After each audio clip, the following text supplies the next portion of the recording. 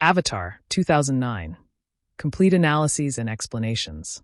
The film Avatar, directed by James Cameron, serves as a monumental fusion of groundbreaking technology and enduring mythological storytelling.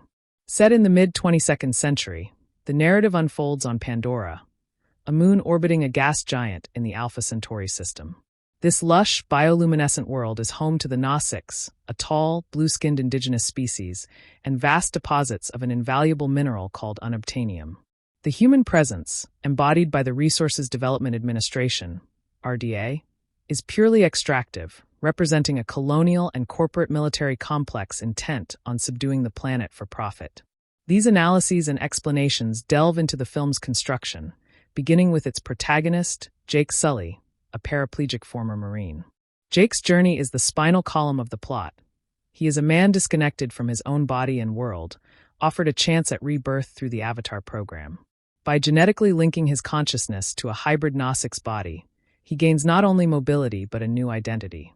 His initial mission, given by the mercenary Colonel Miles Quaritch, is one of espionage and infiltration, promising him the restoration of his human legs in exchange for intelligence that will help displace the Nausicaa clan known as the Omaticaya. The moral architecture of Avatar is built upon a stark dichotomy between two worldviews. The human perspective, particularly that of the RDA and Colonel Quaritch, is one of profound anthropocentric materialism. Pandora is seen as an obstacle to be overcome, resource to be mined, and its inhabitants as savages or hostiles standing in the way of progress. This rhetoric is a deliberate echo of historical colonial justifications, framing genocide and ecocide as necessary evils for economic and strategic gain. In stark opposition is the Nausicaa philosophy, which is deeply pantheistic and ecological. Their deity, Iwa, is not a distant god but an immanent planetary neural network, a biological internet connecting the consciousness of all living things. This concept of a Gaia consciousness forms the spiritual core of the film. The Nausicaa practice a form of symbiotic existence, seen in the neural bonding cues called tsahelu, which they use to connect with animals, plants, and even their ancestors through sacred sites like the Tree of Souls. Jake's transformation is catalyzed by his guide, Neytiri, a fierce Omaticaya warrior. Through her teachings, he learns to see, hear, and feel the interconnected vitality of Pandora. His education is not just in skills, but in perception. He learns that every life taken for sustenance is honored, that the forest is a network of energy and memory, and that balance is the highest law. This immersion triggers a profound internal conflict, as his loyalty to his species is eroded by his growing allegiance to his new community and his love for Neytiri. The film's central catastrophic event is the destruction of Hometree, the colossal dwelling of the Omaticaya. This sequence is the narrative and thematic point of no return. Ordered by the corporate administrator Parker Selfridge and executed by Quaritch, the attack is a blatant allegory for the destruction of ancient forests and indigenous homelands. The military operation, named Shock and Awe, directly references contemporary warfare, making the allegory uncomfortably immediate. For Jake, it transforms his role from infiltrator to traitor in the eyes of the humans, and his subsequent rejection by the Nausicaa for his betrayal leaves him spiritually exiled. Jake's redemption arc culminates in his desperate plea to Iwa at the Tree of Souls. This moment is crucial, as it tests the film's own spiritual premise. Is Iwa a passive belief system or an active, defending consciousness? The subsequent mobilization of Pandora's wildlife in the final battle confirms the latter.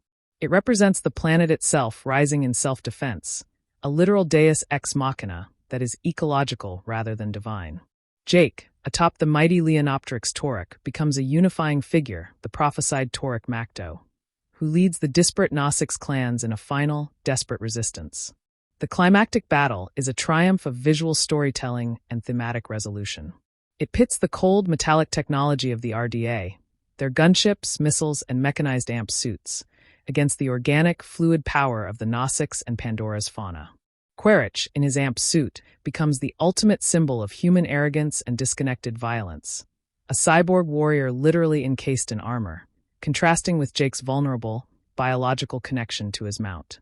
Their final duel, with Jake in his avatar body and later in his fragile human form, physically enacts the struggle between the two worlds he bridges. The film's conclusion is one of permanent translocation. Jake's consciousness is permanently transferred into his Nasik's avatar through the sacred power of Iwa at the Tree of Souls. This is more than a physical healing. It is a spiritual ascension and a total renunciation of his human identity. He opens his eyes as a Nasik's, fully integrated into the world he chose to defend. The final shot of his gaze signifies a complete rebirth, closing the journey that began with a wounded veteran dreaming of flying. From a technological standpoint, Avatar was a seismic event in cinema history. James Cameron and his team developed entirely new tools to realize Pandora. The performance capture system was revolutionary, capturing not just the actors' movements, but the subtlest nuances of their facial performances, including eye movements and minute muscle contractions, which were then translated onto the digital Nasik's characters with unprecedented fidelity. This allowed actors like Zoe Saldana, Neytiri, to deliver performances of raw emotion through a completely digital facade. The virtual cinematography was another leap. Cameron operated a virtual camera, a handheld monitor that allowed him to move through and frame completely computer-generated environments in real time, as if he were filming on a physical set. This granted the director the intuitive, spontaneous control of live-action filmmaking within a limitless digital space.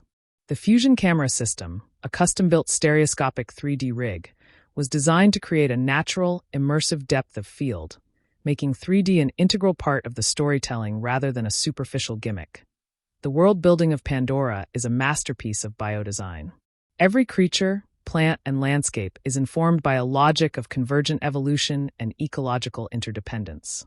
The floating Hallelujah Mountains, inspired by the Huangshan Mountains in China, are given a scientific veneer through the concept of unobtainium's room-temperature superconductivity, which disrupts Pandora's magnetic field.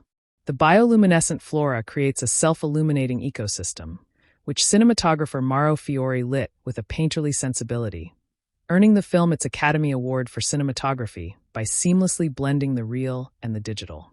Thematically, the film is a rich tapestry of allegory. Beyond the clear colonial narrative, it explores the philosophy of mind and identity. Jake's avatar raises questions about the nature of the self.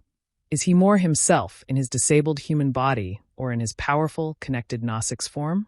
The film argues that identity is not merely housed in a physical vessel, but is shaped by one's connections, to others, to a community, and to the living world. His final transfer is the ultimate affirmation of this idea. Critically, Avatar sparked extensive discourse. Its narrative was frequently compared to stories like Dances with Wolves and Pocahontas for its white savior and going native tropes. While Jake is indeed an outsider who becomes the leader and savior of the native people, the film complicates this by making the collective power of Iwa and the united Nasik's clans the true decisive force. Jake is more a catalyst and a unifier than a sole hero, though the narrative framework undeniably centers his perspective. The film's environmental message is unequivocal. It presents a civilization with a literally neural connection to its ecosystem as the ideal, contrasting it with a humanity that has killed their mother, Earth. The name unobtainium itself is an in-joke from engineering, referring to a perfect but impossible material, underscoring the folly of seeking a miraculous resource while destroying the miracle of life that sustains you. Culturally, Avatar became a global phenomenon. It wasn't merely a movie. It was an immersive experience that audiences returned to multiple times to visit Pandora. Its staggering box office success, reclaiming the title of highest-grossing film of all time, demonstrated the immense appeal of world-building and spectacle driven by emotional stakes. It single-handedly revived the commercial appeal of 3D cinema and spurred a wave of investment in the technology, though few subsequent films utilized it as integrally. The film's legacy is cemented in the expansive franchise it launched, including sequels that delve deeper into the cultures and oceans of Pandora. Yet, the original remains a landmark. It is a film of grand contradictions, a technically complex digital marvel that champions simple, organic connection, a derivative narrative framework that feels mythically resonant, and a spectacular blockbuster with a deeply earnest spiritual heart. Avatar endures because it is, at its core, a vividly realized dream of re-enchantment, a vision of a world where everything is alive, connected, and worthy of a sacred defense, and an invitation to see our own world through that transformative lens. The film commences by establishing humanity's bleak future, where Earth is a dying planet stripped of its natural resources and biodiversity. This dire context justifies the desperate extractive mission to Pandora, framing the RDA's actions as a twisted form of survivalism. The moon Pandora is introduced not merely as a setting, but as a living, breathing character, an antagonist to human arrogance and a protagonist in its own right. Its atmosphere is poisonous to humans, a natural defense mechanism that immediately creates a literal and metaphorical barrier between the colonizers and the world they seek to dominate. The protagonist, Jake Sully, enters this conflict as a broken man, a symbol of the human world's physical and spiritual impoverishment. His paraplegia represents a profound disconnect, a theme that will be reversed through his Avatar experience. The Avatar program itself is a technological marvel born of human ingenuity, yet it becomes the very vehicle for humanity's undoing, a classic narrative irony. Scientists like Dr. Grace Augustine view the program as a bridge for understanding, while the corporate military complex sees it only as a tool for domination, illustrating the fundamental conflict in human motives. The genetic link requiring a familial DNA match, which brings Jake into the program, adds a layer of destiny and familial obligation to his journey. Pandora's most coveted resource, unobtainium, serves as a perfect MacGuffin. Its astronomical value is stated, but its practical use is left vague, making it a pure symbol of greed. Colonel Miles Quaritch embodies a militaristic, hypermasculine ideology, viewing the Gnostics and Pandora itself through a lens of pure tactical threat and contempt. His initial briefing to Jake, offering him new legs, is a Faustian bargain that places a price on Jake's wholeness, setting the stage for his moral crisis. Jake's first conscious experience in his avatar body is a cinematic moment of sheer sensory and emotional awakening, filmed with a focus on touch, movement, and wonder. This rebirth is contrasted with his confined, mechanical life in his human body, reliant on a wheelchair and the cold technology of the Link unit. The lush, dangerous beauty of the Pandoran jungle is rendered with a staggering attention to bioluminescent detail, creating a world that feels ancient, intelligent, and alive. Neytiri's introduction as Jake's savior and mentor establishes the Gnostics not as primitive, but as highly evolved beings with a deep, empirical understanding of their ecosystem. Her initial disgust at Jake's clumsiness and ignorance highlights the vast cultural and spiritual chasm he must cross. The concept of tsahelu, the neural bond, is the film's most profound original idea, representing a communion so complete it renders human language seem inadequate. When Jake first bonds with a dire horse, the audience experiences through his perspective the thrill of shared consciousness and unified purpose. The great Leonopteryx, or Toruk, is introduced through myth and fear, foreshadowing its role not just as a predator, but as a symbol of ultimate mastery and leadership. The Omaticea clan's social structure is shown to be complex, with Tsute as the proud, destined leader who rightfully views Jake as an unwelcome interloper. Emoat, the spiritual leader, represents the tribe's connection to Aiwa and demonstrates a cautious, wisdom-based approach to the dreamwalker phenomenon. The home tree is the physical and spiritual heart of the Omaticea, a structure of breathtaking scale that demonstrates the Gnostics' architectural harmony with nature. Scenes of daily life within Home Tree showcase a culture rich in ritual, community, and a holistic education system that integrates children into the tribal fabric. Jake's video logs serve a crucial narrative function, providing a direct window into his shifting loyalties and growing cognitive dissonance. His reports to Quaritch become increasingly morally fraught, filled with half-truths and evasions that signal his internal division. Grace Augustine's character arc is pivotal. She represents the potential for benevolent science, yet her frustration highlights the limits of observation without true integration. Her attempt to save the school she founded shows a personal commitment that transcends mere research. The destruction of the Tree of Voices is a critical turning point, a smaller-scale atrocity that foreshadows the annihilation of Home Tree and demonstrates the RDA's willingness to destroy sacred life for a tactical shortcut. This act severs the Gnostics' direct link to their ancestors, a cultural genocide preceding the physical one. Jake's confession of betrayal to Neytiri in that ravaged grove is a moment of raw emotional devastation, where his human and Gnostics' identities violently collide. His subsequent initiation into the clan, while triumphant, is undercut by the audience's knowledge of his original mission, creating sustained dramatic irony. The assault on Home Tree is one of cinema's most visceral depictions of colonial violence, with the RDA's missiles and incendiaries representing a profound violation of natural and sacred space. The sequence is edited and scored to emphasize horror and loss, not action-packed excitement, framing it as a tragedy. Neytiri's agonized cry over her father's body personalizes the catastrophe, transforming it from a large-scale event into an intimate, familial murder.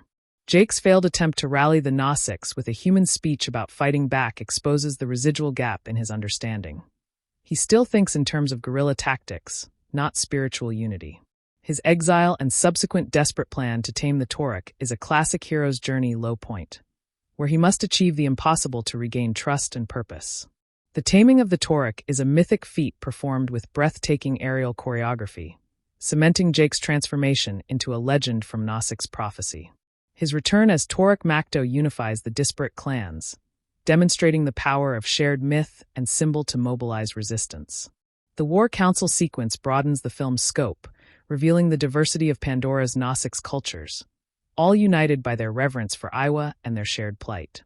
The film's spiritual climax at the Tree of Souls is a prayer for intercession, where Jake and the Nausicaa place their fate in the hands of Aiwa, affirming a faith beyond weaponry. Grace's death and attempted transfer into her avatar is a poignant subplot about the limits of science and the mystery of consciousness, ultimately resolved by spiritual means. The final battle masterfully intercuts between three fronts: the aerial assault on the RDA's bombers, the ground cavalry charge against mechs and soldiers, and the Pandoran wildlife's frenzied attack. This creates a comprehensive portrait of a planetary immune response. Quaritch's final battle in the AMP suit is a brutal, tactile confrontation, pitting industrial machinery against biological will. His remark about killing Jake for loyalty underscores his inability to comprehend any loyalty beyond the military chain of command. Jake's struggle to survive in his human body, vulnerable and gasping in Pandoran air, visually completes his rejection of his original form. Neytiri's killing of Quaritch is both an act of personal vengeance and a symbolic slaying of the colonial mindset. Her saving of Jake in his human body, and her gentle recognition of his strong heart within it, resolves the film's tension between appearance and essence. The permanent consciousness transfer ritual is a quiet, profound coda, a spiritual ceremony that serves as the true happy ending, surpassing any military victory. The final shot of Jake's Nausicaa's eyes opening signifies a permanent awakening, a full integration into the flow of Aiwa. The film's technical legacy is inseparable from its narrative. The performance capture technology allowed the Nausicaa to express a spectrum of emotion that made their digital faces resonate with authentic humanity.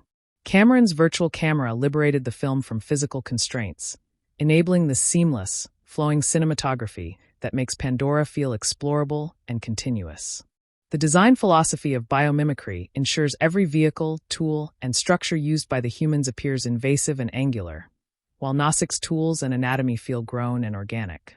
The sound design intricately weaves bioluminescent flickers, creature calls, and Nausicaa's language into a cohesive auditory ecosystem, further deepening the world's believability. The score by James Horner blends ethereal vocals with sweeping, emotive themes, sonically bridging the human emotional core with the alien setting. Thematic criticisms of the film's narrative simplicity often overlook how its mythic structure is a deliberate choice to serve its allegorical power, making universal themes accessible on a global scale. The film functions as a potent critique of late-stage capitalism, where corporate interests have fully subsumed military and exploratory ventures, with profit as the only metric of success. Jake's arc can also be read through a disability studies lens, as his avatar provides not a cure, but a new mode of being where his disability is irrelevant, challenging notions of normative bodies.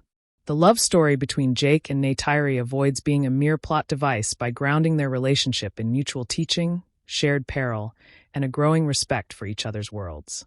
Ultimately, Avatar endures because it successfully created a complete, tangible utopia, not a perfect society, but a perfect balance, and then made audiences feel its visceral loss and worthy defense, a testament to the power of cinema as an empathetic and immersive medium. Pandora's ecosystem is presented not as a passive backdrop, but as a sentient antagonist to human carelessness, responding with fierce hostility to those who disrespect its delicate equilibrium.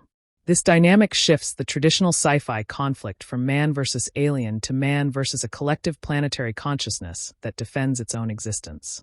The bioluminescent flora serves a dual purpose, providing ethereal beauty while functioning as a sophisticated biological communication network, flashing warnings and signaling changes across vast distances. Human technology, in stark contrast, appears brutish and disconnected, relying on radio waves and explosives that disrupt the natural harmony rather than integrate with it. The psychological profile of the human colonists reveals a species suffering from profound ecological amnesia, having forgotten any sacred connection to their own ravaged world. This collective trauma manifests as a desperate, aggressive extraction imperative, justifying any atrocity under the banner of species survival. Jake Sully's initial video logs capture the voice of a cynical, disconnected mercenary, a tone that gradually softens into awe and later hardens into revolutionary fervor as his perspective fundamentally alters. The military jargon used by Quaritch's forces deliberately echoes contemporary counterinsurgency language, framing a defensive indigenous population as terrorists to dehumanize them and legitimize preemptive strikes. The corporate boardroom scenes with Parker Selfridge reduce the majestic home tree and its ancient civilization to mere obstructions on a profit and loss spreadsheet, showcasing the terrifying banality of evil in a corporate setting. Neytiri's tutelage of Jake follows the archetype of the shamanic journey, forcing him to unlearn his human instinct for dominance and instead cultivate patience, observation, and gratitude. Her frustration with him stems from a cultural chasm where his every action screams of separation, from crushing glowing plants underfoot to his impulsive aggression. The hunting ritual, where she prays to the soul of the hexapede she kills, establishes a covenant between predator and prey that honors the life taken and maintains the spiritual balance of the ecosystem. This stands in absolute opposition to the human soldier's casual slaughter of Pandoran creatures, which is done with contempt and without ceremony. The neural cue, or tsahelu, represents the ultimate dissolution of the Cartesian mind-body dualism. To bond is to know another being from the inside, creating empathy at a biological level. When Jake first connects with the Tree of Voices, he experiences the Gnostics' concept of memory not as a personal recollection, but as a shared, living archive accessible through the planetary network. This moment fundamentally rewires his understanding of life, death, and community, making the subsequent destruction of the tree feel like a lobotomy on the landscape itself. The Omatikea's social hierarchy is meritocratic yet spiritual, where leadership is earned through skill and courage, but must be blessed by the will of Iwa as interpreted by the Tsahik. Grace's schoolhouse flashback reveals a tragic history of failed diplomacy, where the Gnostics' holistic worldview could not be reconciled with the RDA's demand for resource access and land rights. This backstory adds depth to her cynicism, painting her as an idealist who has seen her bridge-building efforts crumble under the weight of corporate greed. The shock and awe attack on Hometree is cinematographically framed to evoke images of 9/11 and the burning of the Amazon, tapping into a deep cultural memory of sudden catastrophic loss. The falling giants, the screams of the Gnostics, and the choking ash create a sequence of biblical devastation, positioning the RDA not as explorers but as exterminating angels. Jake's subsequent betrayal by the clan is a necessary narrative crucible. To lead them, he must first be cast out and rebuild trust through mythic action, not human persuasion. The gathering of the clans at the end represents a pan-Gnostics political awakening, suggesting that the threat of the Sky People has forged a new, broader cultural identity out of previously disparate tribes. The involvement of the planet's ferocious fauna in the final battle, from the Thanator to the Hammerhead Titanothere, confirms Iwa's agency, portraying the battle as a metabolic immune response to a planetary-scale pathogen. Quaritch's demise is symbolically rich. He is killed not by Jake, the warrior, but by Neytiri, the protector, and with traditional arrows, not modern or even Gnostics weapons. This reinforces the theme that the old paradigm of violent conquest is being defeated by a deeper, older wisdom. The film's resolution rejects a hybrid solution. There is no compromise or shared planet. The human presence, save for a few chosen allies, is expelled, advocating for a separatist resolution that privileges the preservation of a pure, uncontaminated world. The consciousness transfer ritual is the ultimate act of decolonization for Jake, shedding his human biology as the final vestige of the invading culture to become fully Gnostics. This act questions the very nature of identity, proposing that who we are is defined by our relationships and our ecological context, not our genetic origin. Cameron's use of 3D was not for pop-out gimmicks, but to create a volumetric sense of space, making the rainforest feel deep, navigable, and immersive, pulling the audience into the screen world. The design of the human machinery, all gray steel, sharp angles, and roaring engines, is calculated to feel audibly and visually abrasive against the soft, flowing, luminous textures of Pandora.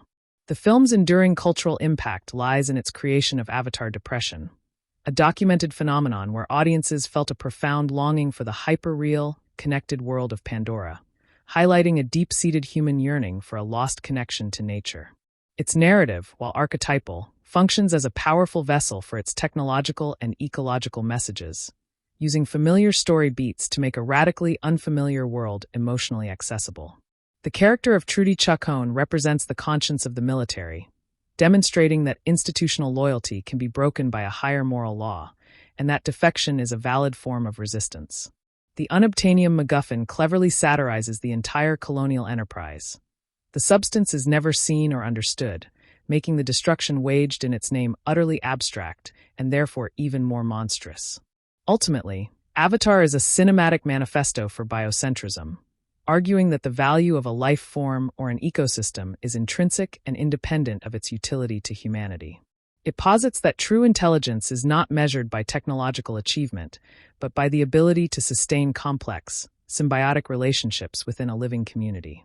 The film's legacy is that of a paradox, a staggeringly advanced piece of tech industry filmmaking that delivers a potent anti-technology, pro-primitivist message, using the tools of the modern world to critique its very soul. The sociological structure of the Omaticaya clan reveals a nuanced governance system, where the spiritual authority of the Tsahik and the political-military authority of the Oloikton exist in a balanced diarchy, a system disrupted by Jake's intrusion. This cultural equilibrium is contrasted with the rigid, top-down command hierarchy of the RDA, where dissent is punished and individual conscience is subsumed by contractual obligation. The sacred sites of Pandora, from the Tree of Souls to the floating mountains, function as neural nexuses within Iwa, concentrating planetary memory and consciousness in locations that are both physically and metaphysically significant. The human inability to detect or value this energetic topography exemplifies a sensory poverty born of a purely materialist worldview. Jake's transformation is mirrored by a parallel devolution in Colonel Quaritch, whose escalating brutality reflects a psyche that can only interpret resistance as a personal affront and a challenge to be crushed with overwhelming force. The Colonel's final battle in the Samson helicopter represents the zenith of his mechanical prowess, yet this scene also visually cages him within his own machinery, a stark contrast to Jake's organic union with the Toruk. The film's color palette is a deliberate character. The cold, sterile blues and grays of Hell's Gate versus the vibrant, living teals, purples, and golds of the rainforest, creating a subconscious visual cue for the audience's allegiance. The soundscape further deepens this divide, pitting the rhythmic, biological chorus of Pandora against the industrial shrieks and metallic roars of human technology. Neytiri's arc is not one of naive conversion, but of agonizing reassessment, where her foundational beliefs are shattered by betrayal only to be rebuilt upon a harder, more inclusive understanding of prophecy and duty. The narrative employs the concept of Iknamaya, the rite of passage to become a hunter, as a critical metaphor for Jake's entire journey. It is a literal climbing toward a new perspective that requires courage, surrender, and a literal leap of faith. His success in bonding with an Ikran is not a military conquest, but a willing submission to a dangerous partnership, a theme that defines the Nausica's relationship with all of nature. The psychological concept of phantom limb is subtly invoked through Jake's experience. He feels more whole in a body that is genetically alien than in his original damaged human form, challenging the very notion of a fixed biological self. The dream sequences and his disorientation upon returning to his human body emphasize the avatar not as a puppet, but as his authentic, experiential self, making the link unit a cage for his consciousness. The secondary characters, like the biologist Norm Spellman and pilot Trudy Chacon, represent the spectrum of human response, from enthusiastic but clumsy academic curiosity to active, principled rebellion, providing alternative pathways to Jake's deep integration. The destruction of the video lab and the trees of voices are not just tactical strikes, but acts of epistemicide, aimed at destroying the tools and repositories of cross-cultural understanding to ensure communication remains purely transactional or hostile. The film's pacing deliberately slows during Jake's immersion sequences, allowing the audience, like Jake, to acclimate to the rhythms of Pandora and feel the loss of its peace more acutely when violence erupts. The motif of breathing is constant, from the Avatar's first gasps to the human's reliance on exopacks, symbolizing the fundamental struggle to inhabit an environment one is not in harmony with. Iwa's intervention in the final battle reframes the conflict from a war to an autoimmune response, positioning the humans as a pathogenic agent that the planetary system seeks to expel. This elevates the story from a simple rebellion to a cosmological correction, diminishing the role of individual heroism in favor of collective, planetary agency. The Tulkun-like creatures foreshadowed in the first film's ecosystem hint at the deeper marine intelligence explored in sequels, suggesting Iwa's consciousness extends into all biomes. The film's critique extends beyond overt colonialism to the very language of exploitation. Terms like asset relocation, preemptive strike, and the hostiles sanitize atrocity through bureaucratic euphemism, a practice chillingly familiar to modern audiences. The Avatar bodies themselves become a site of ideological conflict. For science, they are a bridge. For the corporation, a mask. For the military, a weapon. And for Jake, they become a skin for his truer soul. The recurring imagery of nets, both the Nausica's woven traps and the RDA's security grids, symbolizes different modes of capture. One is intimate, skilled, and sustainable. The other is impersonal, technological, and confining. The film's spiritualism is grounded in a fictional science of neurotransmitters and electrochemical communication, allowing it to present pantheism as a biological fact rather than a mere article of faith, thus appealing to a secular audience. The contrast between the organic, curvilinear architecture of Home Tree and the rectilinear, prefabricated structures of Hell's Gate visually argues for two opposing philosophies of dwelling. One grows from within a place, the other is imposed upon it. The love story between Jake and Neytiri avoids colonial romance tropes by making their bond a consequence of mutual survival and shared purpose, rather than a catalyst for the plot. She does not fall in love with his humanity, but with the Nausic's spirit she helps cultivate within him.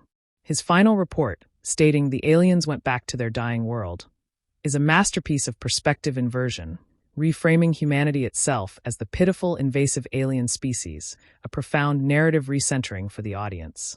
The film's enduring question is whether it advocates for a return to primitivism or for a radical, new synthesis of technology and ecology, as symbolized by the avatars themselves. A technology used not to dominate but to connect. Cameron's world-building genius lies in the creation of a coherent planetary logic, where every creature, from the dire horse to the viper wolf, exhibits plausible evolutionary adaptations like the neural queue, making the fantasy feel biologically inevitable. The movie's theatrical release became a global event precisely because it offered not just a story, but a transportive experience, a 3-hour vacation to a world of visceral wonder that our own ecologically diminished planet could no longer provide. In this way, Avatar functions as both a devastating critique and a poignant elegy, a mirror showing us not who we are as a species, but what we have lost and what we still desperately yearn to become. Its legacy is etched not only in film history, but in the ongoing cultural conversation about our place within the living network of our own world. Pandora's very atmosphere serves as a primary antagonist to the human colonizers, a constant, toxic reminder of their fundamental incompatibility with the world they seek to plunder. This environmental hostility necessitates the creation of the Avatar program, a technological marvel that becomes the central vector for both infiltration and profound personal transformation. The program's reliance on a genetic link establishes a foundational theme of heredity and destiny, tying Jake's journey to his deceased brother in a manner that blurs the lines between choice and fate.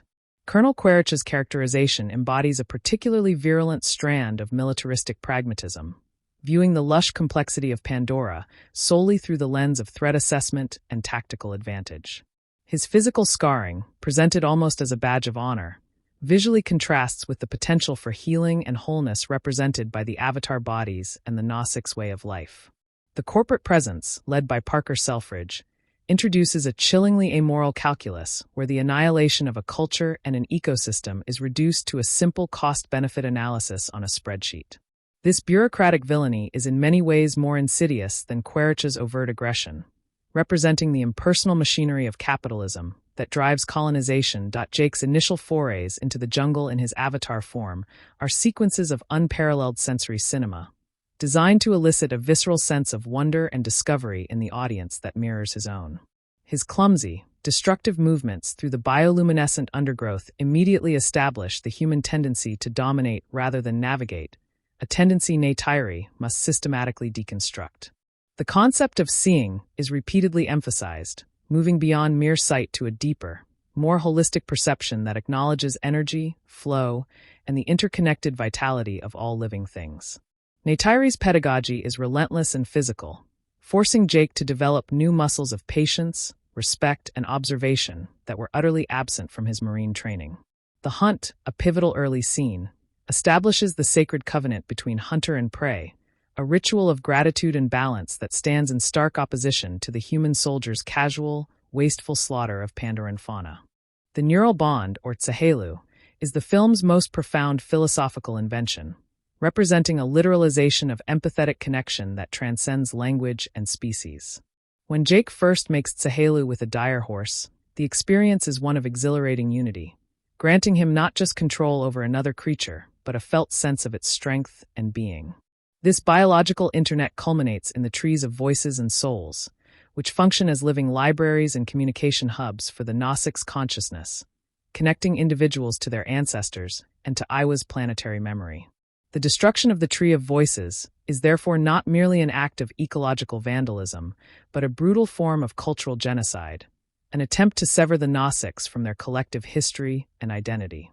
Jake's confession at the ravaged site marks the irreversible fracturing of his duplicitous role, forcing his two conflicting identities into a direct and painful confrontation. The attack on Home Tree is a sequence orchestrated for maximum emotional devastation, framed not as an exciting action set piece, but as a profound tragedy of loss. The falling giants, the screams of the Nausics, and the choking ash create a potent allegory for historical and ongoing acts of indigenous displacement and ecological devastation. Jake's subsequent attempt to rally the Omaticea with a speech about fighting back fails because he is still employing the logic of his old world, the logic of guerrilla warfare, which holds no spiritual resonance for a people whose strength derives from unity with their world, not from opposition to an enemy. His exile and his quest to tame the Tauric represent the classic hero's journey into the abyss, where he must achieve the impossible alone to redeem himself in the eyes of the community. The taming of the great Leonopteryx is a mythic feat, perfectly capturing the Nausics' ideal of earning power through fearless respect rather than seizing it through technological superiority.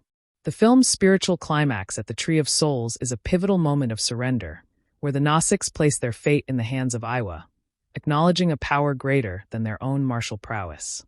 This prayer for intercession is answered not by a deus ex machina in the traditional sense, but by the activation of the planet's own defensive systems, reframing the final battle as a metabolic immune response. The ensuing conflict masterfully interweaves three distinct fronts: the aerial ballet of Ikran and Helicopter, the thunderous ground charge of the Nausics cavalry, and the frenzied, chaotic assault of Pandora's enraged fauna. This tripartite struggle showcases a comprehensive, ecosystem-wide rebellion against the invasive human pathogen. Quercha's final stand in his amp suit is a potent symbol of the isolated, armored human ego, a metallic shell that ultimately cannot withstand the coordinated, organic fury of the living world. Neytiri's deliverance of the killing blow is symbolically perfect, as she uses the traditional tools of her culture to defeat the apex of human military technology.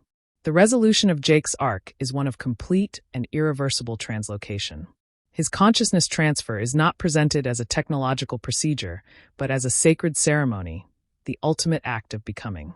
By choosing to permanently inhabit his avatar, he sheds his last connection to the dying world of his birth and is fully assimilated into the flow of Iwa.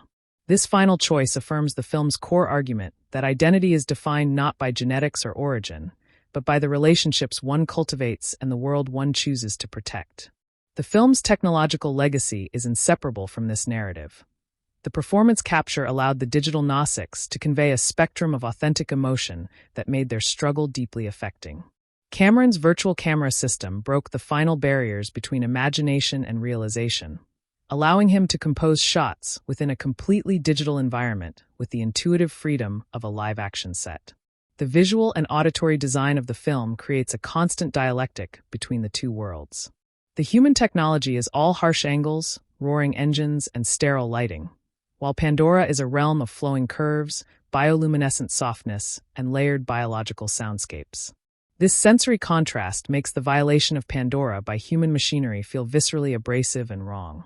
Thematically, the film has been critiqued for employing a white savior narrative, yet it complicates this trope by making Jake's ultimate role that of a catalyst and unifier. The true victory is secured not by his individual heroism, but by Iwa's intervention and the collective uprising of all the Nausic's clans, which he merely helped to galvanize. Avatar endures because it created a world so complete, so tactile, and so yearningly beautiful that its defense felt like a personal imperative for millions of viewers. It is a landmark achievement in speculative world building that serves as a vessel for timeless themes of connection, corruption, and the possibility of redemption through a return to a sacred way of being. The narrative trajectory of Jake Sully can be read as a modern allegory for the hero's return to a primordial state of unity, a rejection of fractured modern consciousness in favor of a participatory relationship with the living world. His paralysis symbolizes the existential inertia of a humanity disconnected from its ecological roots, a condition temporarily alleviated by the prosthetic extension of the avatar, yet only permanently healed through spiritual integration. The vast neural network of Iwa presents a radical alternative to human conceptions of intelligence, proposing a distributed consciousness where memory and knowledge are not held individually but shared across the entire biosphere. This collective sentience challenges the very foundation of the human ego, suggesting that individual brilliance is inferior to the wisdom of an interconnected planetary mind. The mineral unobtainium operates as the ultimate MacGuffin, its properties and uses deliberately left vague to underscore that the specific resource is irrelevant. The driving force is the compulsive, consumptive impulse itself. This abstraction makes the conflict universally applicable, representing any precious resource extracted at the cost of indigenous land and ecological balance. The film's meticulous sound design constructs two distinct auditory realms.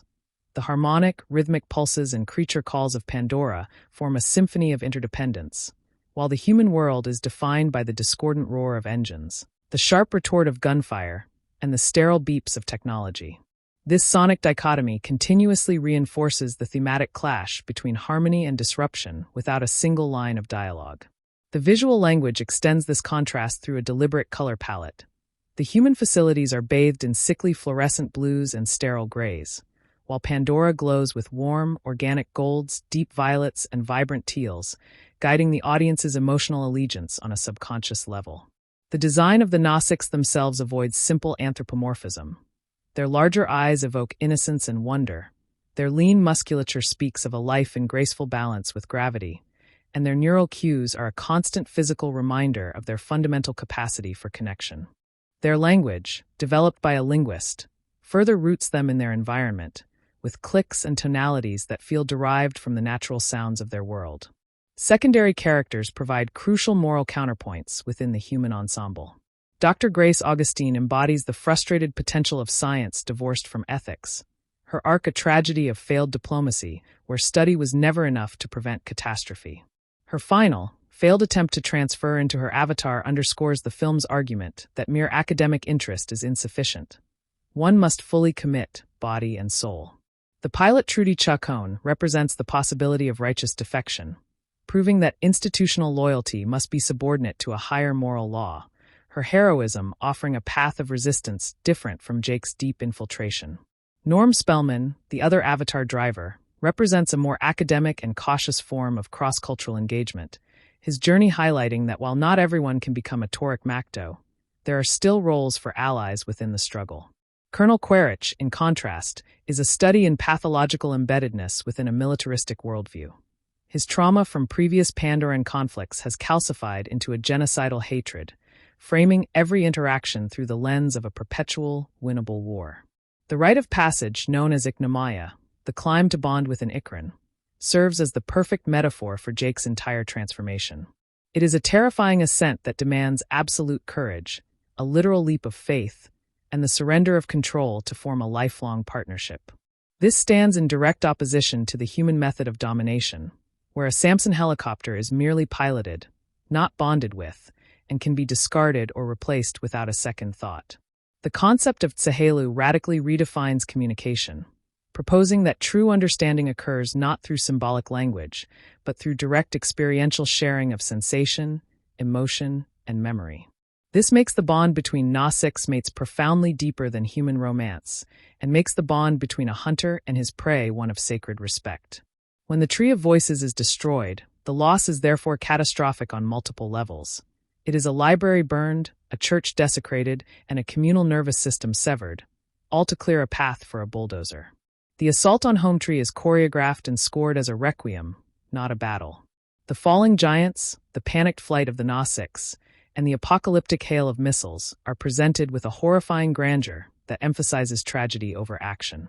This sequence firmly positions the RDA not as adventurers or even soldiers, but as exterminators, invoking the historical imagery of settler colonial violence and contemporary shock and awe tactics. Jake's subsequent attempt to inspire the scattered Omaticaya fails because he speaks the language of insurgency, of fighting back, which holds no spiritual currency for a people whose philosophy is based on harmonious flow, not oppositional force. His casting out is a necessary narrative purgation. To become their leader, he must first cease to be one of them and return not as a penitent, but as a myth made flesh. The gathering of the clans represents a pivotal political evolution for the Na-6, a movement from isolated tribal identity towards a pan-Pandoran solidarity forged in shared existential threat. Jake's role as Toruk Makto is less that of a general and more that of a living symbol, a unifying sigil from ancient prophecy that momentarily dissolves intertribal disputes in the face of a common enemy. The final battle's brilliance lies in its tripartite structure, illustrating a total planetary response. The Na-6 wage a conventional, if aerial, cavalry war. The dire horses and hammerhead titanotheres unleash a ground-level fury, and the airborne predators like the Toruk and Ikran engage the aircraft. This showcases Iwa's mobilization as a comprehensive biotic defense. Quaritch's death at Neytiri's hands, via 2 traditional arrows, is richly symbolic. The ultimate embodiment of human technological aggression is felled by the oldest tools of her culture, affirming that the essence of the warrior, precision, skill, and righteous cause, trumps the shell of the machine. The film's denouement offers a separatist resolution, not a multicultural synthesis. The humans, save for a select few, are violently expelled, advocating for the preservation of Pandora's purity over the messy potential for coexistence. This reflects a deep ecological pessimism about the capacity of the colonial mindset to truly reform. Jake's permanent transfer is the ultimate act of decolonization of the self, shedding his human biology as the final vestige of the invading culture. His new eyes opening in his Na-6 body is the final image of rebirth, completing the journey from a man who could not walk to a being who can truly see. The film's enduring power lies in this immersive, sensorial world-building. It created a place audiences desperately wished to visit, making its defense feel viscerally personal. Avatar stands as a monumental paradox, a towering achievement of industrial filmmaking that delivers a potent, neo-primitivist manifesto on the necessity of reconnecting with the living world. Of profound philosophical significance is the film's exploration of a post-individualistic consciousness, where the Na-6 self is not a discrete island, but a dynamic confluence within the greater stream of Iwa.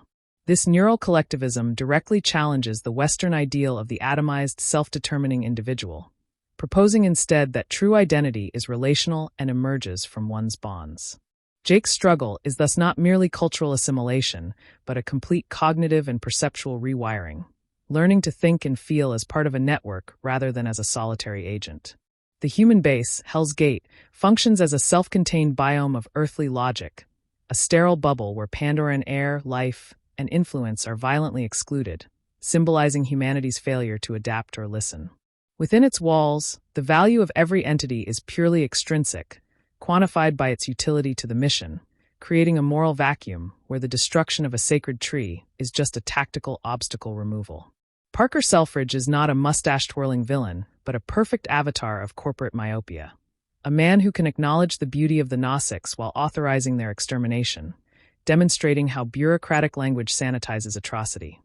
The visual storytelling consistently employs scale to evoke emotional and thematic responses. The gargantuan, gnarled form of Home Tree inspires awe and communicates the Na-6's deep temporal rootedness, their history literally grown into the landscape. In stark contrast, The human amp suits are deliberately designed to be just taller than a Gnostics, a psychological intimidation tactic that renders the natives literally looked down upon. The floating Hallelujah Mountains achieve a sublime, impossible beauty that transcends mere spectacle, serving as a constant reminder of Pandora's defiance of human physics and its adherence to a more magical, interconnected set of natural laws. The act of flying, whether on an Ikran or the Great Toruk, represents the ultimate synthesis of freedom and connection for the Gnostics, a state Jake's paralyzed human body could never achieve, making his aerial prowess the most potent symbol of his liberation.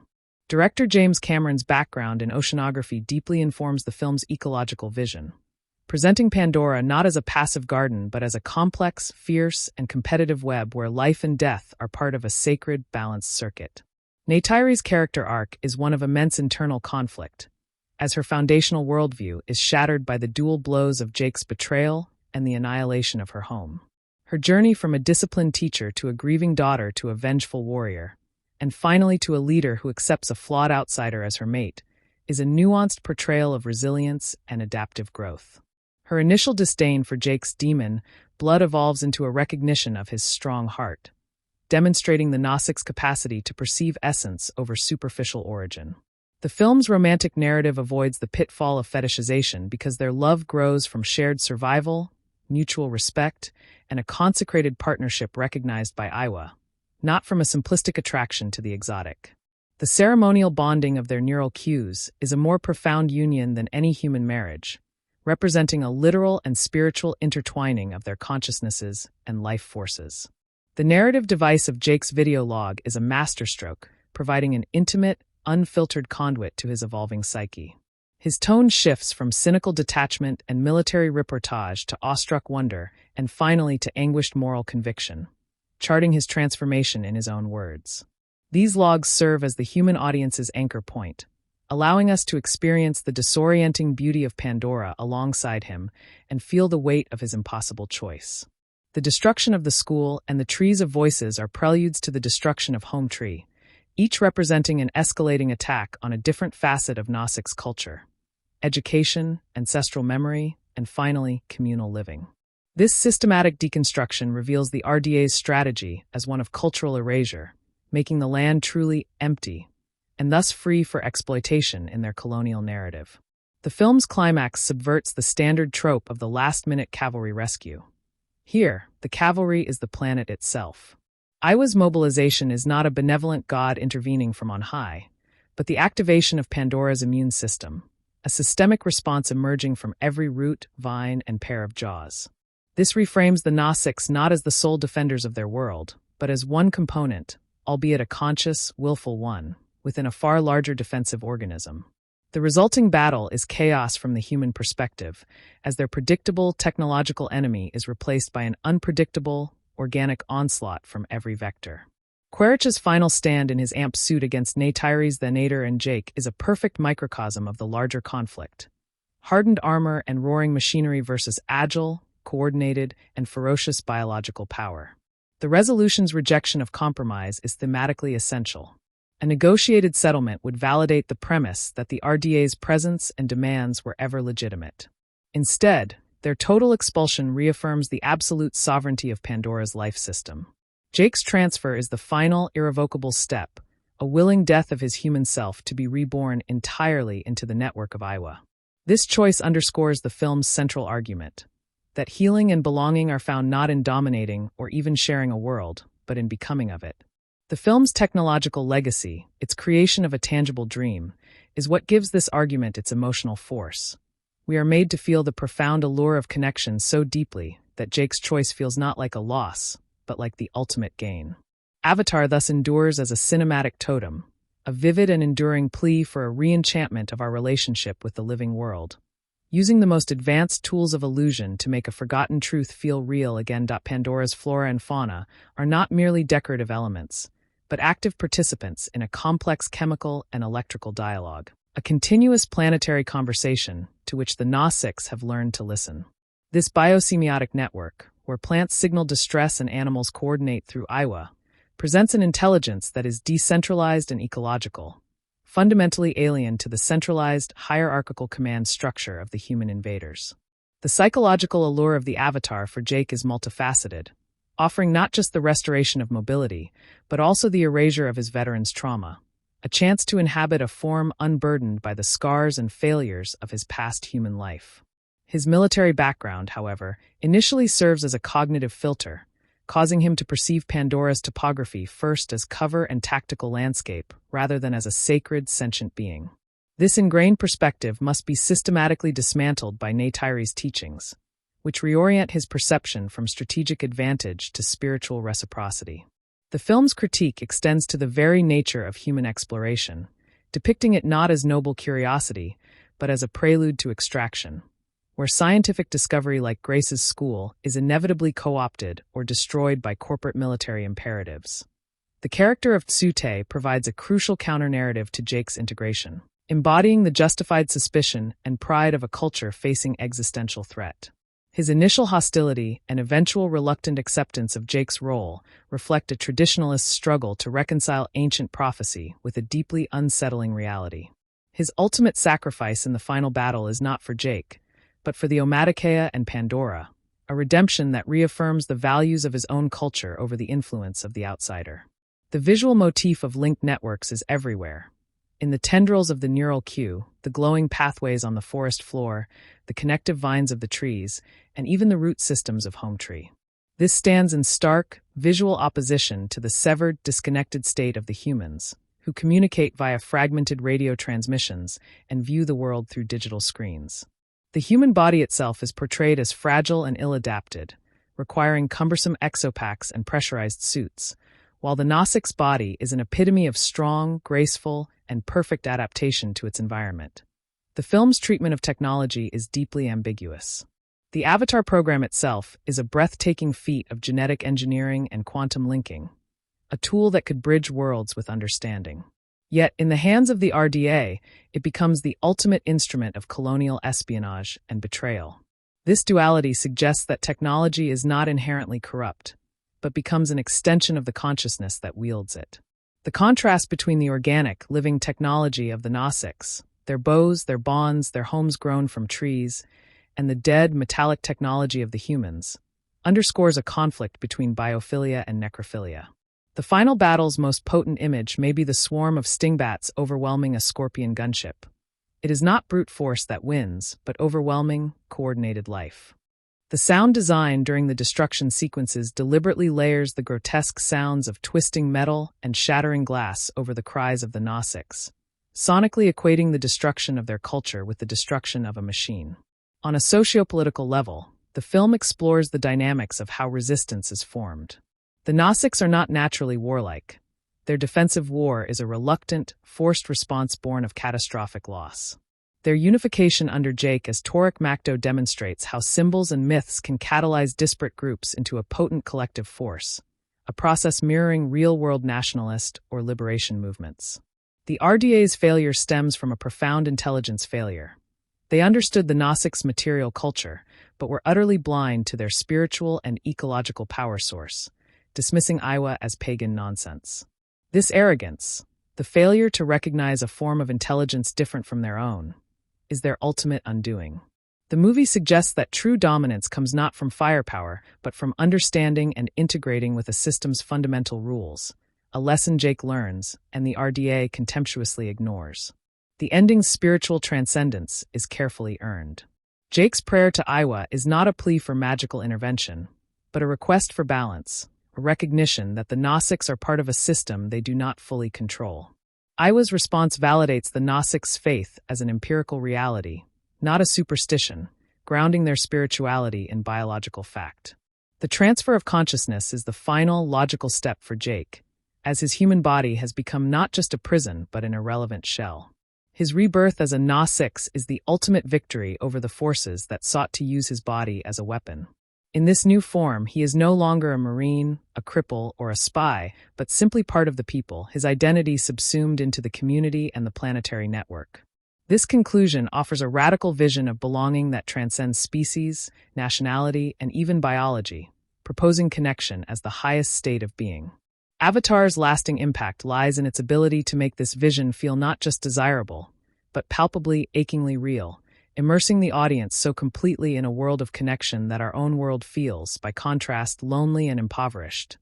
The ethical framework of the human endeavor on Pandora is built upon a foundation of profound solipsism, where the entire moon and its inhabitants are viewed not as sovereign entities, but as resources or obstacles within a human narrative of progress.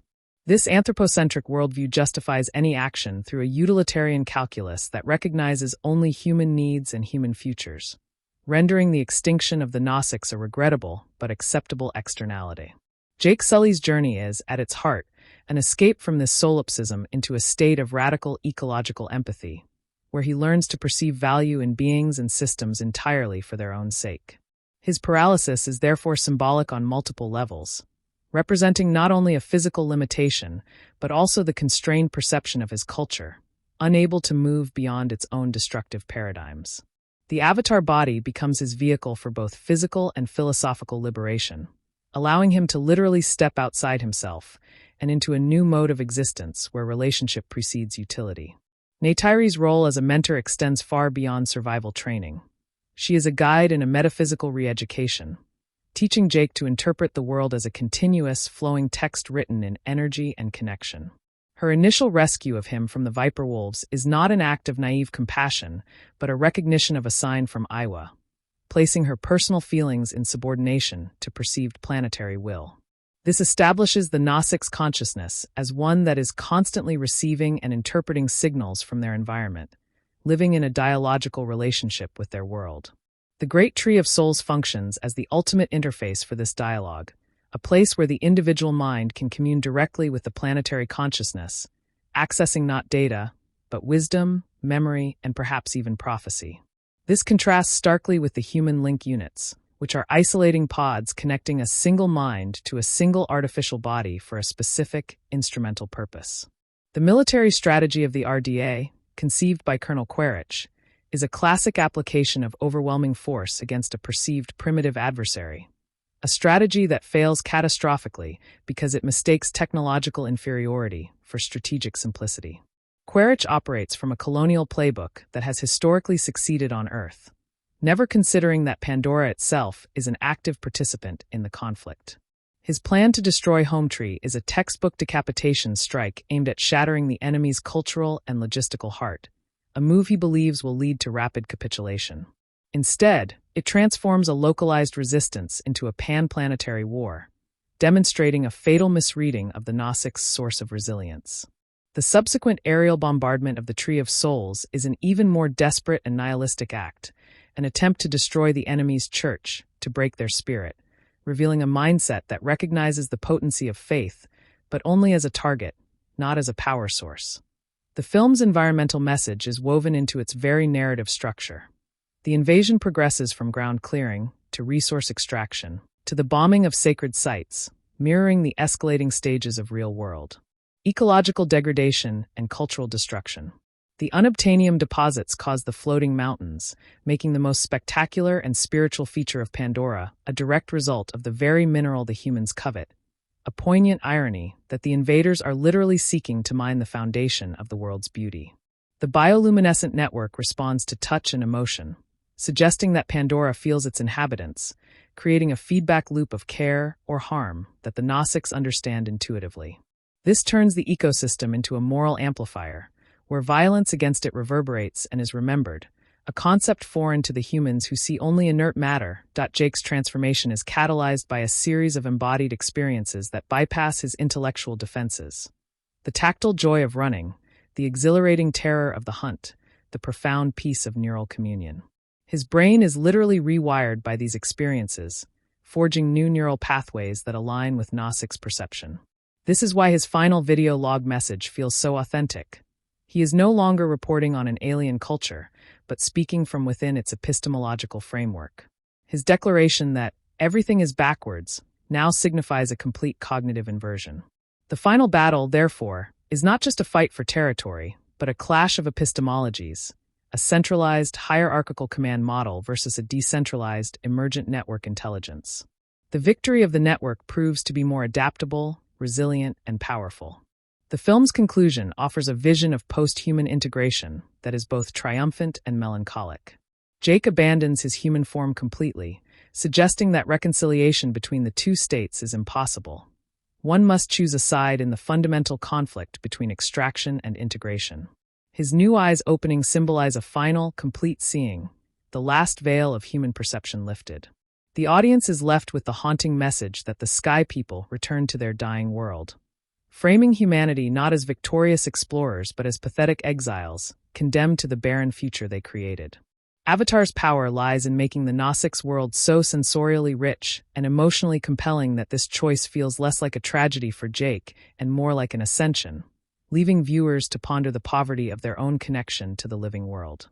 The film stands as a monumental act of speculative imagination, using unprecedented technological artifice to deliver a profoundly anti-technological spiritual message about the necessity of reverent belonging.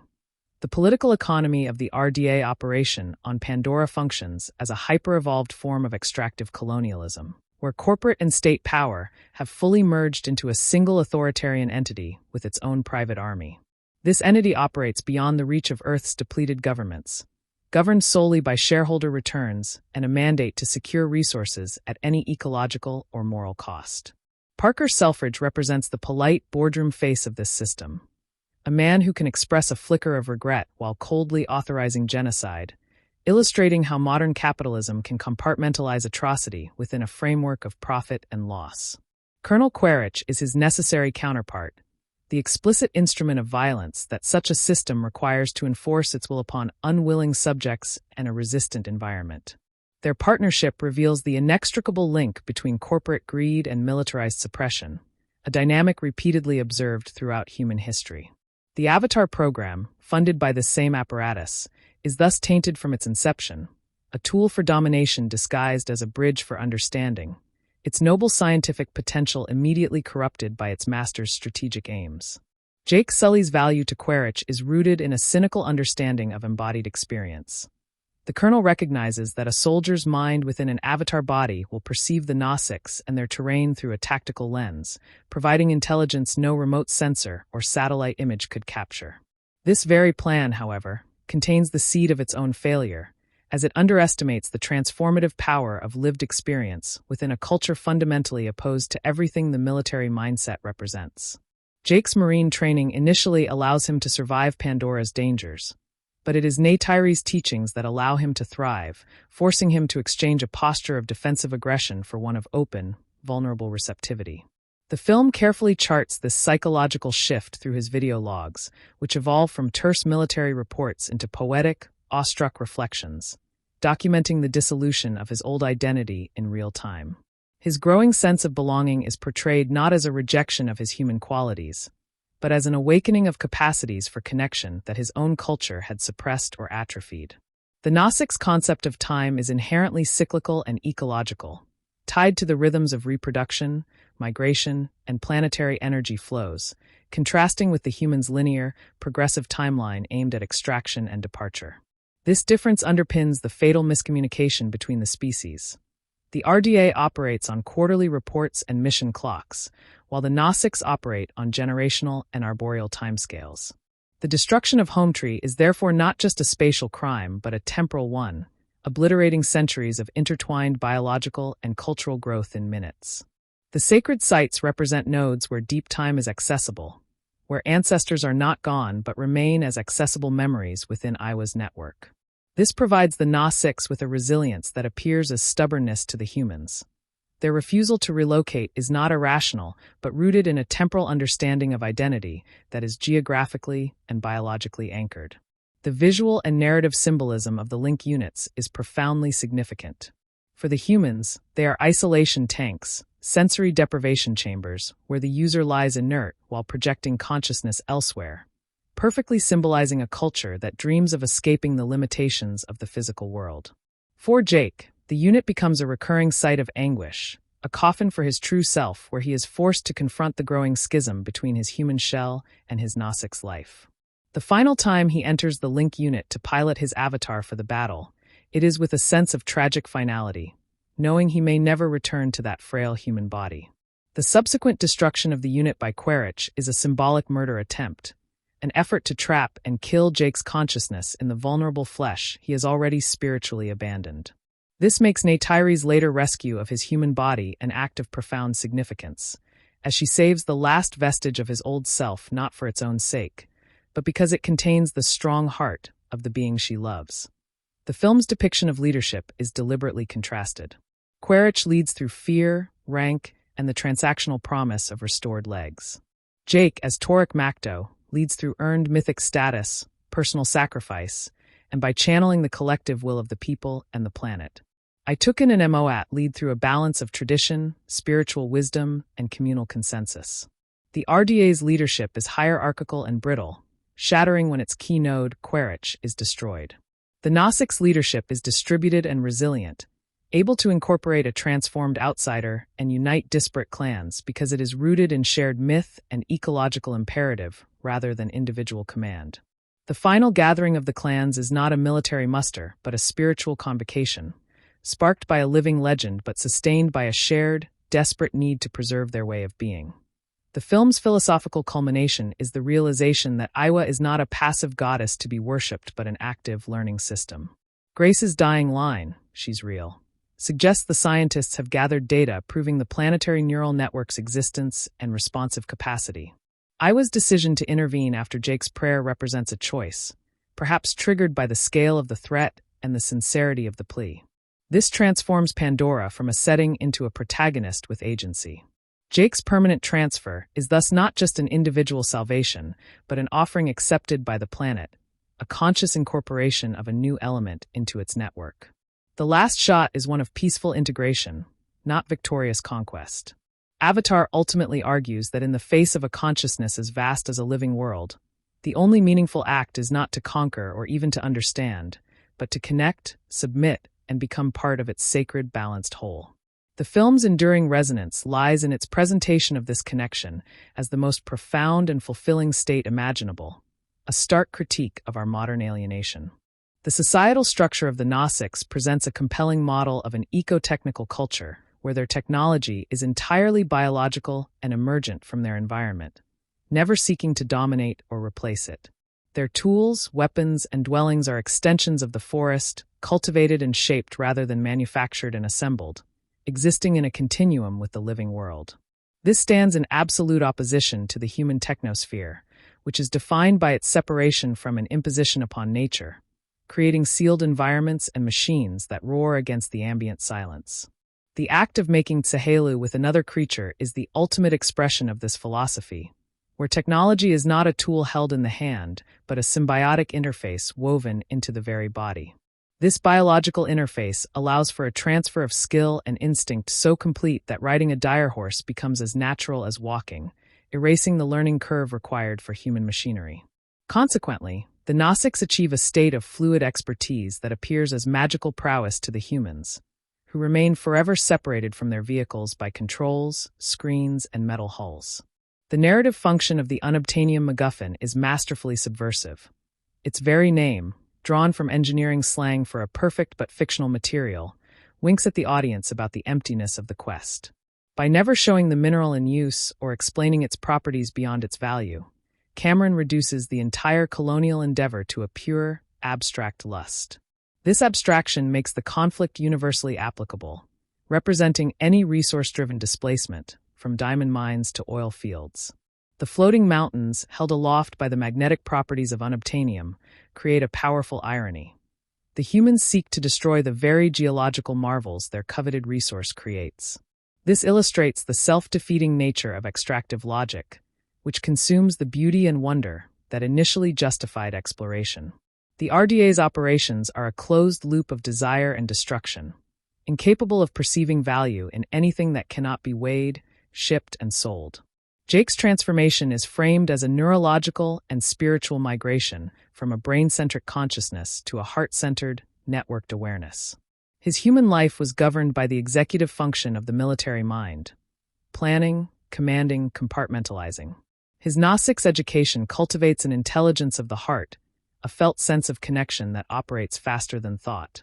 This is symbolized by his growing proficiency with the bow, a weapon requiring intuitive release and harmony with natural forces, as opposed to the rifle, a tool of calculated ballistic force. His final confrontation with Quaritch pits these two modes against each other. The Colonel's brute force amps suit against Jake's agile, integrated bond with the toric and the forest itself. Victory is achieved not through superior firepower, but through superior integration with the battlefield, which is itself a living ally. The film's treatment of language and communication is thematically rich. The Gnostics' language is learned by Jake, but true communication occurs through shared experience and, ultimately, neural bonding. This suggests that symbolic language is a poor substitute for direct experiential transfer, a cumbersome code necessary for separated minds. The humans, reliant on radio and video logs, are perpetually separated, their communication subject to distortion, delay, and deceit. The Gnostics, through their connection to Iowa, potentially share a substrate of pure experience, a communion that makes deception almost impossible. This is why Jake's betrayal is so profoundly felt. It is a violation of a deeper, unspoken covenant that goes beyond words. His redemption can only be achieved through actions that speak louder than any apology could. The mythic feat of becoming Toric Macto. The ecological wisdom of the Gnostics is presented not as a primitive simplicity, but as a highly advanced, sustainable ethics born of millennia of coevolution. Their principle of taking only what is needed and giving thanks is a sophisticated system of resource management that ensures perpetual renewal. This contrasts with the human economy of scarcity and hoarding, which is predicated on infinite growth on a finite planet. The burning of Home Tree is thus an act of profound economic as well as ecological stupidity, the destruction of a self-renewing, multi-generational capital for a one-time mineral payout. The film argues that the Gnostics possess the more advanced economic model, one that invests in and protects its natural capital, while the humans are the short-sighted primitives, engaging in a kind of interstellar strip mining. The conclusion's spiritual resolution offers a vision of salvation through dissolution of the ego into the greater whole. Jake does not become the king of the Gnostics. He ceases to be Jake Sully, former Marine, and becomes one thread in the vast tapestry of Iowa. His individuality is not erased but expanded, his consciousness becoming a node within a planetary mind. This is presented as a triumphant end, a resolution to the loneliness and fragmentation of the human condition. The film's final moments, with the Gnostics celebrating their victory not with triumphalism but with serene ceremony, suggest a return to balance, not the establishment of a new order. Avatar posits that the highest state of being is not independence, but benevolent interdependence, a challenging and beautiful counter-narrative to the core myths of Western individualism. Its power lies in making this state feel viscerally desirable, using the full force of cinematic illusion to make a world of connection more real than our own. The psychological architecture of the human base, Hell's Gate, functions as a monument to human anxiety and control, a sealed environment where every variable from air composition to indigenous life is rigorously excluded or subdued. This fortress mentality reveals a species incapable of adapting to foreign ecosystems, choosing instead to recreate sterile, manageable slices of their dying home world. The pervasive use of video screens, monitors, and holograms within the base further emphasizes a mediated existence, where the reality of Pandora is only experienced secondhand, filtered through data and grainy footage. This stands in direct opposition to the Gnostics' direct, unmediated sensory immersion in their world, where reality is felt through the feet, smelled on the air, and seen through the dappled light of the forest. The human reliance on this technological mediation creates a critical blind spot, as they come to trust their instruments more than their own increasingly atrophied senses, failing to perceive the subtle but potent signals of the living planet around them.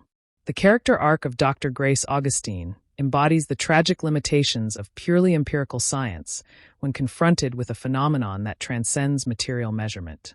Her rigorous data collection on the Gnostics and Iowa provides the proof of the network's existence, yet her methodology, which initially views the Gnostics as subjects, prevents her from achieving the genuine integration Jake stumbles into through emotional and physical commitment. Her final, failed attempt at consciousness transfer is a poignant metaphor for the failure of the scientific paradigm alone to bridge the gap between worlds. It requires a leap of faith, a surrender to something unknowable by her instruments. Her dying realization, "I'm with her, Jake," signifies a final, desperate empiricism giving way to experiential truth, as she feels the presence of Iowa not as data points, but as a conscious embrace. This moment validates the Gnostic spirituality not as superstition, but as a perceptible reality accessible through the right state of being. The film's action sequences are meticulously designed to illustrate contrasting philosophies of power.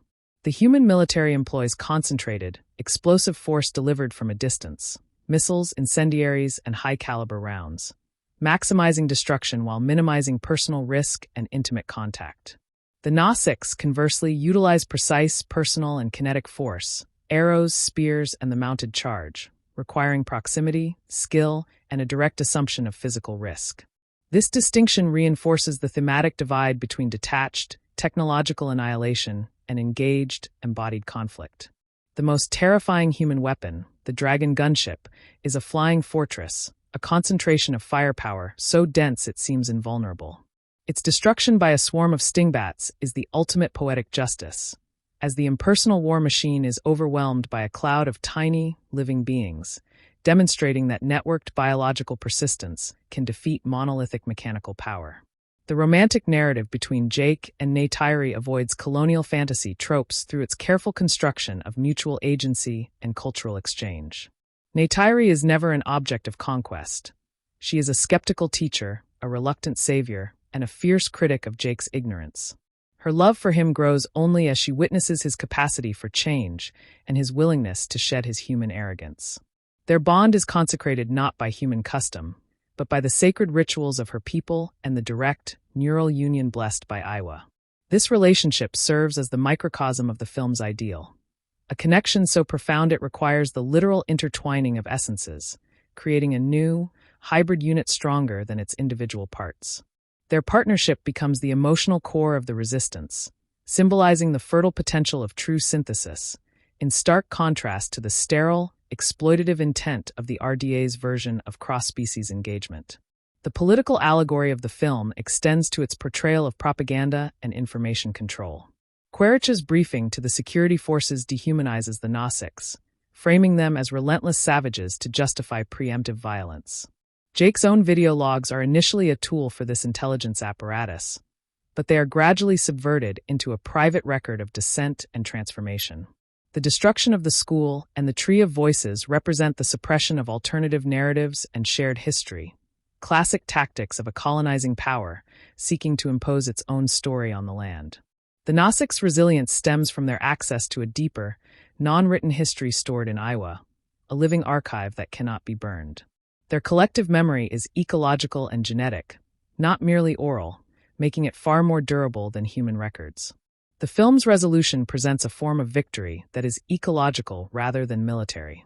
The defeat of the RDA Expeditionary Force does not guarantee the humans will not return with greater strength. Indeed, sequels confirm this. The true victory is Jake's permanent migration and the preservation of Pandora's integrity in that moment. It is a victory of assimilation for the individual and resistance for the collective. The final shot of Jake's Nazik's eyes opening is a birth, but it is also a closure.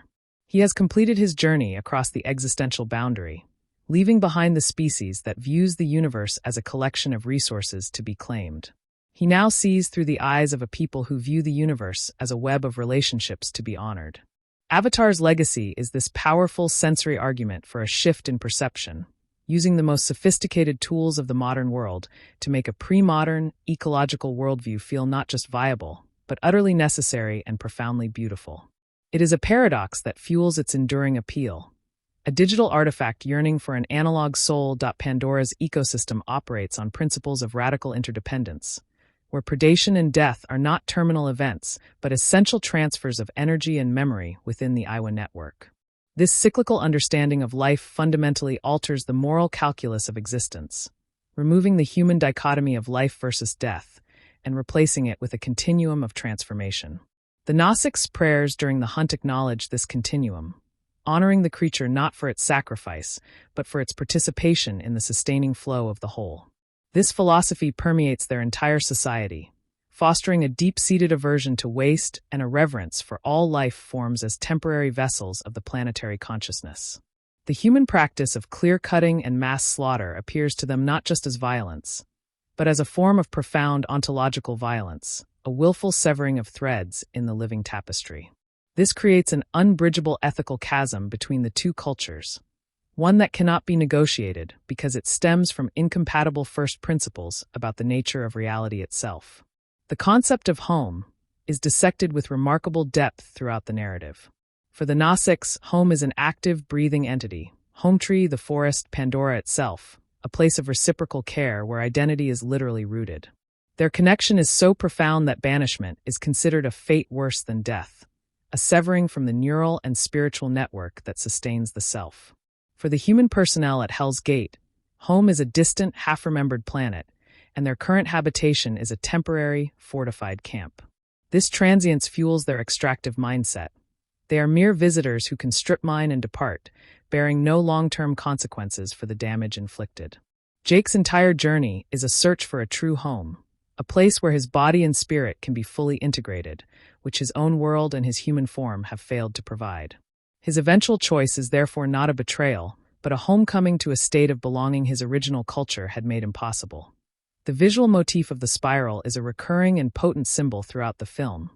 Present in the genetic structure of the Gnostics, the swirling seeds of the trees, and the very layout of the neural queue. This shape represents growth, evolution, and connection, a natural form that expands outward while remaining connected to a central point. It stands in direct opposition to the straight lines, right angles, and grids of human design, which represent control, efficiency, and separation. The Dragon gunship, with its rotating double rotors, perverts this spiral form into a weapon of annihilation, a visual corruption of a natural pattern. In contrast, the swirling, luminous patterns that erupt across Pandora during Iwa's awakening are spirals of connection and mobilization, a beautiful and terrifying display of the planet's reactive power. This consistent symbolism creates a subconscious visual language that aligns the audience with the organic, nonlinear logic of the Gnostics' world. The film's treatment of knowledge is distinctly bifurcated. The humans possess instrumental knowledge, data on atmosphere composition, mineral deposits, and Gnostic social structures, all aimed at prediction, control, and exploitation. The Gnostics possess embodied knowledge, understanding gained through direct, lived experience within the network, such as the migratory paths of herds, the medicinal properties of plants, and the signs of Iwa's will. Jake's transformation requires him to discard the former as a primary mode of engagement and cultivate the latter. His most crucial lessons are not facts but skills of perception. How to listen to the forest, how to read the subtle cues of animals, how to feel the flow of energy.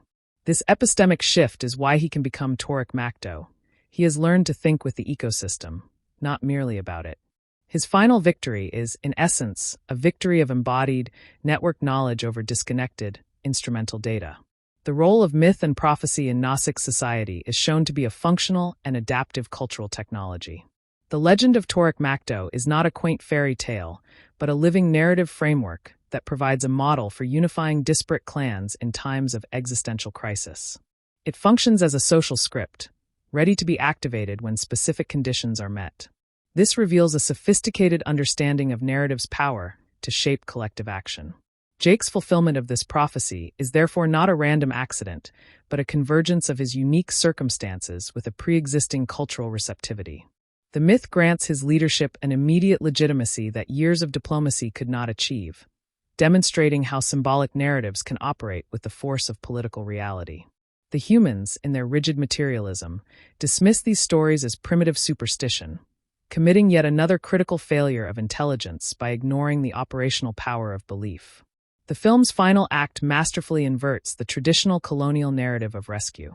Instead of the civilized white savior rescuing the primitive natives, it is the natives, and their planet, who rescue the savior from the spiritual impoverishment of his own civilization. Jake is not redeeming the Gnostics, they are redeeming him. His consciousness transfer is the ultimate rescue, pulling his essence from the dying paradigm of humanity into the vibrant, living paradigm of Pandora. The closing line, "The aliens went back to their dying world," completes this inversion, reframing humanity itself as the pitiful, homeless aliens. This powerful narrative flip challenges the audience to exit the theater questioning which worldview truly represents advancement and which represents a tragic, self-inflicted decline. Avatar thus achieves its most profound impact not as a simple environmental parable, but as a complete cosmological offering, presenting a vision of a universe that is awake, interconnected, and passionately defended, and daring us to imagine what it would mean to truly belong to it.